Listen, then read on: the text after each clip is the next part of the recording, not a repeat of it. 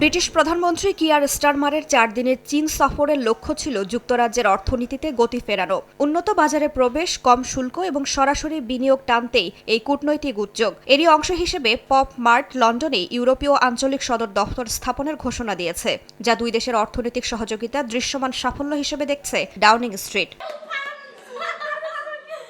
Social মিডিয়ায় viral হওয়া আগলি cute Labubu পুতুল এরই মধ্যে বিশ্বজুড়ে গ্রাহকদের কাছে বেশ জনপ্রিয়। নতুন বিনিয়োগের আওতায় যুক্তরাজ্যে 7টি নতুন স্টোর খুলবে প্রতিষ্ঠানটি। বার্মিংহাম, কার্ডিফ সহ লন্ডনের অক্সফোর্ড স্ট্রিটে ফ্ল্যাগশিপ আউটলেট থাকবে।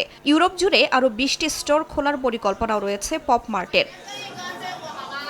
স্টারমারের দফতর জানিয়েছে, বেইজিং সফরে মোট 220 কোটি পাউন্ডের রপ্তানি চুক্তি এবং 5 বছরে 230 কোটি পাউন্ডের বাজার প্রবেশ সুবিধা নিশ্চিত হয়েছে। পাশাপাশি শত শত মিলিয়ন পাউন্ডের বিনিয়োগ আসছে যুক্তরাজ্যে। পপ মার্টের প্রকল্প থেকেই সৃষ্টি হবে 150-র বেশি নতুন কর্মসংস্থান।